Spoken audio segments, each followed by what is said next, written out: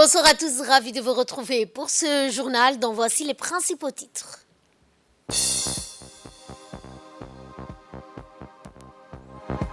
Le chef de l'État Ismaël Omar Guelleh a reçu aujourd'hui un envoyé spécial du général soudanais Abdel Fattah al-Burhan.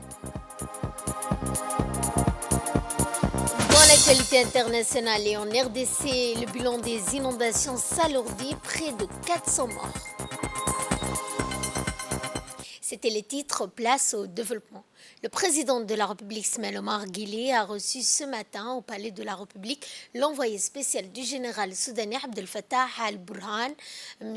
Defallah al-Haj Ali, porteur d'un message écrit du président du Conseil de souveraineté de transition du général Abdel Fattah al-Burhan. L'audience entre le président de la République et l'envoyé spécial du général Burhan servit de cadre à l'évocation de la situation actuelle au Soudan suite aux affrontements militaires qui ont éclaté à Khartoum entre l'armée soudanaise et les forces de soutien rapide. Le chef de l'État s'est félicité des pourparlers en cours entre les représentants de l'armée soudanaise dirigée par Abdel Fattah al-Burhan et les forces de soutien rapide dirigées par Mohamed Hamdan dans la ville saoudienne de Jeddah à l'initiative du Royaume d'Arabie saoudite et des États-Unis. Le président a mis ensuite à profit au cours de cette audience pour réitérer sa foi en la nécessité d'un accord politique inclusif pour venir à bout de la crise soudanaise. Le chef de l'État a ajouté que la République de Djibouti apporte tous les soutiens nécessaires au Soudan pour le retour de la stabilité, de la paix dans ce pays frère. Le ministre des Affaires étrangères de la coopération internationale, Mahmoud Ali Youssouf, l'ambassadeur de Djibouti au Soudan, M. Issa Khair Robleh, la conseillère diplomatique du président de la République, Mme Fathia Jama, ont pris part à cette audience. Et à l'issue de sa rencontre avec le chef de l'État, l'envoyé spécial du Soudan a indiqué, je le cite, « Je suis très heureux d'être à Djibouti aujourd'hui et je tiens à remercier les autorités djiboutiennes pour l'accueil qui lui a été réservé. » Explication. Je suis très heureux d'être à Djibouti aujourd'hui. Je tiens à remercier les autorités djiboutiennes pour l'accueil qui nous a été réservé. En effet, Djibouti, comme vous les avez tous, est un pays frère. On ne pourra jamais remercier son soutien indéfectible pour la paix de notre pays. Aujourd'hui, je viens de transmettre un message écrit du président du Conseil de souveraineté de transition générale Abdel Fattah al-Burhan sur le dernier développement de la situation au Soudan. C'est mon premier déplacement et ma première destination fut la République de Djibouti. Si je peux dire quelque chose, je suis honoré d'être ici en terre djiboutienne, pays frère. Ma rencontre avec le chef de l'État, son Excellence, M. Ismaël Omar Guelleh, fut capitale car le président m'a fait part de ses lumières sur la situation de notre pays, le retour immédiat de la paix qui est un impératif. J'ai transmis les salutations de son frère, le président du Conseil de souveraineté de transition générale, Abdel Fattah al-Burhan. J'ai dressé un tableau sur l'évolution de la situation au Soudan. Nous avons évoqué de long et en large quelles étaient les solutions nécessaires qui doivent être prises en compte dans l'immédiat pour le bien-être de la population. Poursuivant toujours dans ses propos, Defallah al-Haj a indiqué qu'un cessez-le-feu immédiat est la réponse immédiate face à la situation humanitaire actuelle. Suite à cela, le président de la République a exprimé son inquiétude sur la situation et son impact au niveau humanitaire. Le président de la République a exprimé sa solidarité au peuple frère du Soudan. J'ai affirmé au président de la République que nous voulons aussi une paix durable, que la guerre n'est pas dans l'intérêt de notre population. Nous croyons que la solidarité est un impératif, contrairement à la situation actuelle que connaît mon pays. Un cessez-le-feu immédiat est la réponse immédiate face à la situation humanitaire actuelle que fait face le Soudan aujourd'hui et les deux protagonistes ont accepté un accord.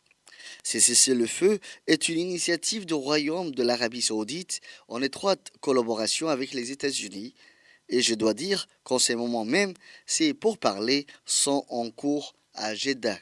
En somme, nous sommes venus demander au président de la République, son Excellence, M. Ismaël Omar Guelleh, ses conseils avisés, son appui substantiel, car nous avons une confiance solide en ses capacités d'expertise. En matière des missions de paix et son rôle en tant que médiateur, ses connaissances et sa vision des choses sont des éléments incontournables et c'est afin de trouver une solution à cette crise. Nous voulions que le président de la République, M. Ismaël Omar Guelleh, nous apporte son soutien et sa clairvoyance.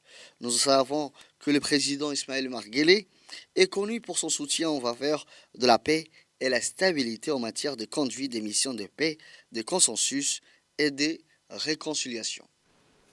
Et quant à l'ambassadeur de Djibouti au Soudan, à l'issue de l'audience avec le chef de l'État, a indiqué que les Soudanais, donc les représentants, sont venus donc solliciter l'expertise du président de la République pour mettre fin à la guerre au Soudan. La situation actuelle, a-t-il indiqué, humanitaire, a forcé les différents partis en conflit au Soudan à cesser le feu immédiat. Ils ont accepté cet accord. Ce cessez-le-feu est une initiative du Royaume de l'Arabie Saoudite et des États-Unis. En ce moment, des pourparlers sont en cours à Jeddah. Eh bien, notre ambassadeur a également indiqué que cette délégation, conduite par des émissaires envoyés, était conduite pour notamment la paix et jouer un rôle prépondérant dans notre pays, que le médiateur pour trouver des outils et les mécanismes solides pour continuer ces pourparlers et trouver ainsi une solution à cette crise qui donc sévit dans ce pays frère qu'est le Soudan. Dans l'actualité également, une semaine après le lancement du réseau de recherche internationale et de la Grande Muraille Verte, Djibouti a, dans le cadre de ce rôle, le rôle de la communauté scientifique. Eh bien, nous vous proposons ce soir de suivre un magazine qui a été réalisé par Khadir Guedi et de Mohamed Hamed.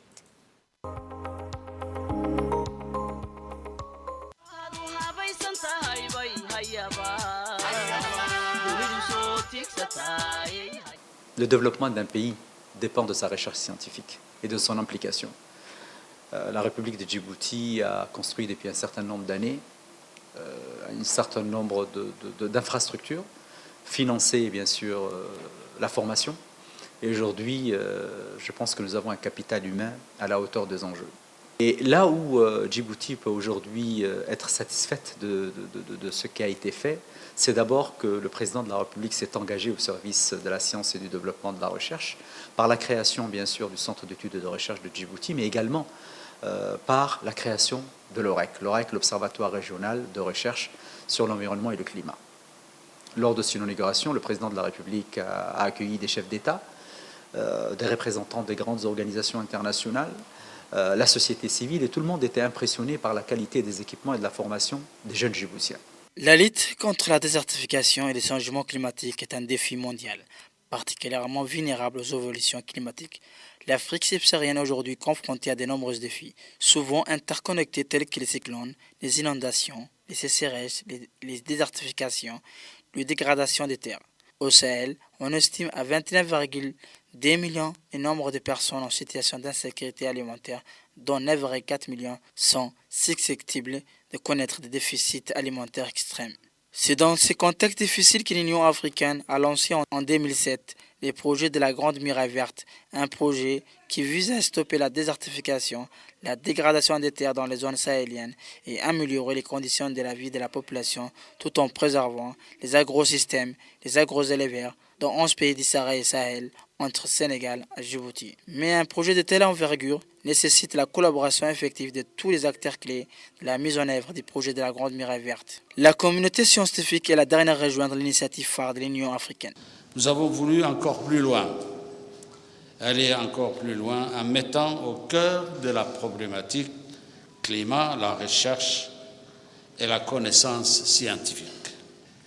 L'objectif étant de combler les lacunes en données climatiques, disposer d'une plateforme scientifique ouverte à la région et à l'international pour mieux orienter nos politiques d'atténuation et d'adaptation.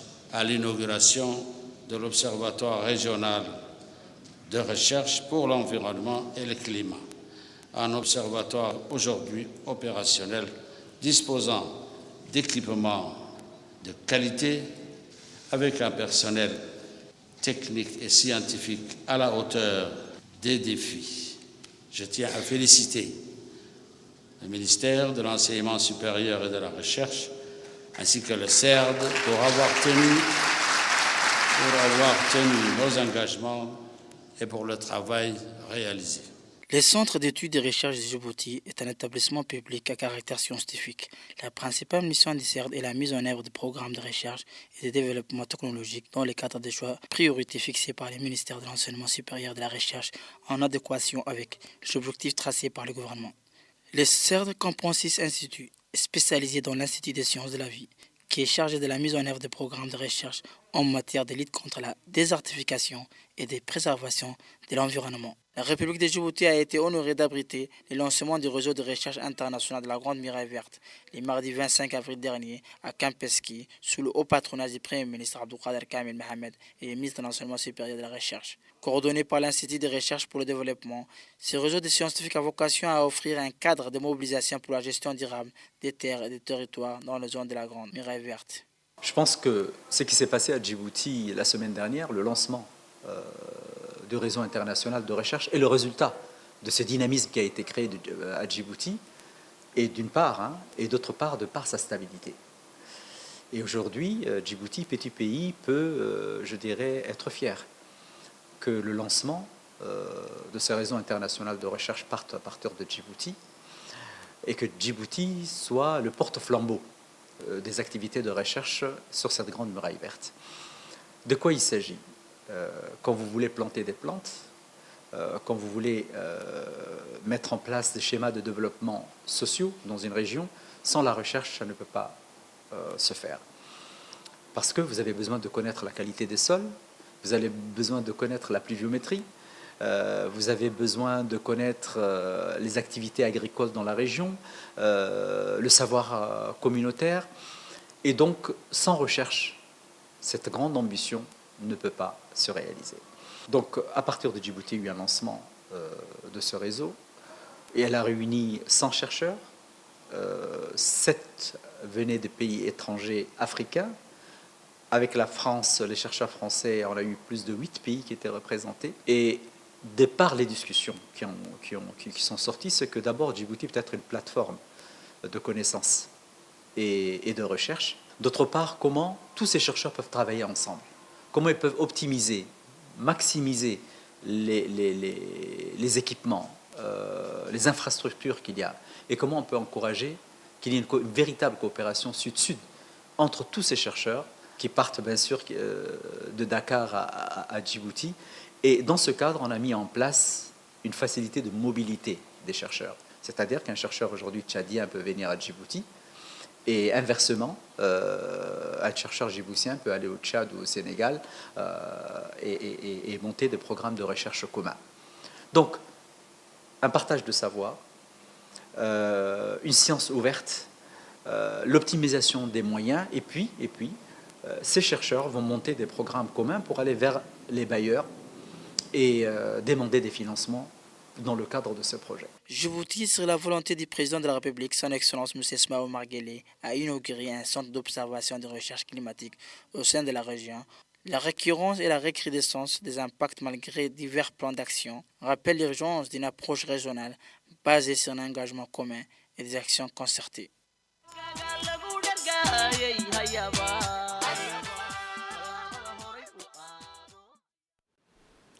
Autre actualité de ce 22h, le secrétaire général par intérim du ministère de la Santé, Abdelkader Mohamed Garad, a présidé un atelier de travail de 4 jours. Cet atelier qui a débuté hier s'étalera jusqu'au 11 mai, marquant ainsi le début de la mise en œuvre du système de surveillance de gestion d'analyse des épidémies à Djibouti.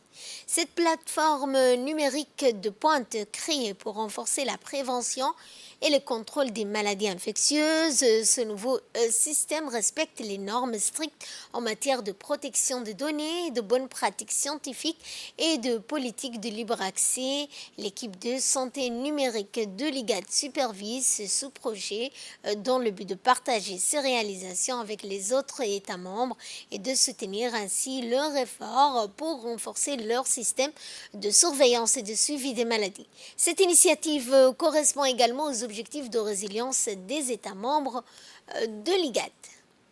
Et je vous emmène donc aux Émirats arabes unis où le forum annuel de l'investissement a été inauguré hier lundi à Abu Dhabi sous le haut patronage de son Altesse Cheikh Khaled Ben Mohammed Ben Zayed Al Nahyan, prince héritier d'Abu Dhabi et du président du conseil exécutif d'Abu Dhabi. Lors de ce forum, notre pays a été représenté par M. Moussa Mohamed Ahmed, ambassadeur de Djibouti auprès des Émirats arabes unis. Organisé en collaboration avec le ministère de l'Industrie et des Technologies avancées, le département du développement économique, cette 12e édition a été placée sous le thème le changement de paradigme d'investissement, d'opportunités d'investissement futur pour favoriser la croissance économique durable et la diversité. Et en ce mardi 9 mai 2023, le mouvement de la jeunesse unie et indivisible a organisé un séminaire de formation et d'orientation des jeunes sur le mécanisme de recherche d'emploi. Ce qui s'est tenu donc au Sheraton Hotel, les techniques de recherche d'emploi pour les jeunes qualifiés, qualité pour s'intégrer au marché du travail et rester compétitifs. 70 jeunes chômeurs, diplômés ou non, au profil varié, ainsi que les jeunes handicapés ont participé à ce séminaire de renforcement des capacités. L'objectif de ce séminaire était de fournir aux jeunes diplômés à recherche d'emploi les outils essentiels pour identifier, postuler et obtenir un emploi grâce aux compétences de recherche d'emploi dans les entreprises privées et publiques. Cet important séminaire a donc enregistré la présence du président du mouvement Jeunes Unis et Indivisibles, M. Ahmed Mogola, le directeur général de l'INAP, Sharmaka Idriss, la vice-présidente du mouvement des Jeunes Unis et Indivisibles, Mme Ismahan Abdurrahman, et le secrétaire général du mouvement. Le lancement d'une vaste série de campagnes qui va se poursuivre dans les régions de l'intérieur très prochainement au profit des jeunes des régions de l'intérieur dans leur ensemble et non pas que les représentants que nous avons invités ici. Et il faut savoir que le mouvement de la jeunesse unie et indivisible a entamé son volet de formation.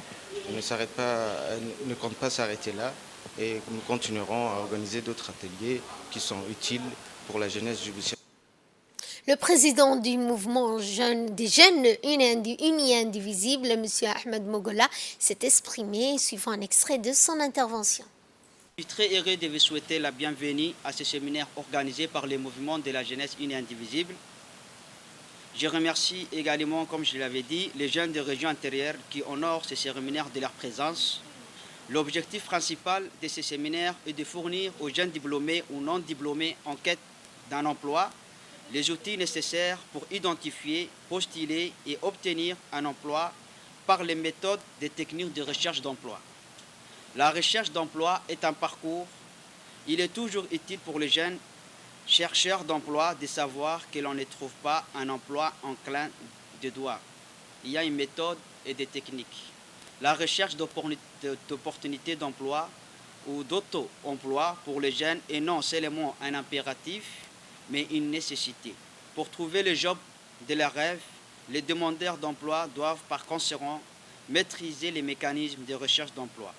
Le présent séminaire a pour but d'accompagner l'insertion professionnelle de nouveaux jeunes diplômés, chômeurs et étudiants en leur donnant les dispositifs qui leur permettront de mieux rechercher et décrocher un emploi décent. Les enseignements que les participants tireront de cette formation devraient leur être utiles dans les recherches d'emploi. Nous attendons des participants qu'ils transmettent ce qu'ils apprécient à d'autres jeunes qui n'ont pas eu la chance de participer à ces séminaires. Je vous invite à un partage d'expériences et de connaissances afin qu'au sortir de la formation, vous soyez prêts à saisir les différentes opportunités d'emploi qui se présenteront à vous. En vous souhaitant beaucoup de succès dans vos travaux, je déclare ouvert les séminaires d'orientation et de formation des jeunes sur les techniques de recherche d'emploi. Nous prenons la direction de la région d'Arta où dans la journée d'hier, une visite d'inspection de l'expérimentation des programmes de cuisine culinaire japonais a été faite au lycée hôtelier d'Arta par le premier conseiller de l'ambassade du Japon à Djibouti, ainsi que du coordinateur des volontaires du bureau de la JICA à Djibouti, accompagné du cuisinier particulier de l'ambassadeur. Alors arrivé au lycée d'hôtellerie d'Arta, le proviseur du lycée, M. Ali Mohamed Darar, a accueilli chaleureusement la délégation en présence du préfet adjoint d'Arta, M. Mohamed Fouzi Ahmed, avant d'entamer une visite dans la salle de cuisine du lycée où les jeunes étudiants ont préparé des recettes de cuisine traditionnelle japonaise. Cette activité s'inscrit dans le cadre du renforcement des compétences des jeunes, notamment dans le domaine de la cuisine.